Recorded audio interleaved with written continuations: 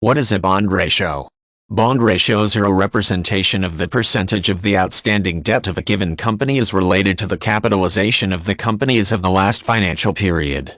Often analysts will utilize the bond ratio as a means of determining the degree of risk involved to current investors as well as the risk that may be incurred by potential new investors in the short term. In determining the capitalization of the company, it is a generally accepted procedure to review the current status of the bonds issued by the company.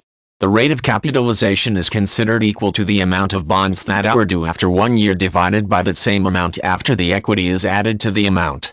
Under the most favorable conditions, the bond ratio will indicate a ratio of less than 30% of leverage. Anything above that percentage level is considered to be highly leveraged and may indicate the need to look very closely at the current picture before investing in the venture. The bond ratio for a company changes as the number of issued bonds increases. For this reason, companies tend to have specific criterion in place that must be met before there will be any additional bonds issued. In fact, the current bond ratio directly impacts the investigation into the feasibility of issuing additional bonds.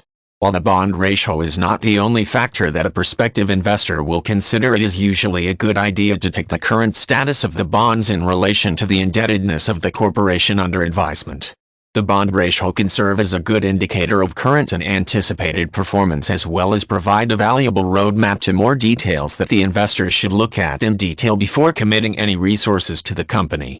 Along with being an important point of information for potential investors, the bond ratio also is an excellent measurement for current investors to monitor. The bond ratio can impact the decision to pursue additional bond issues as they are made available or to choose to sell the current bonds and look for investment opportunities elsewhere.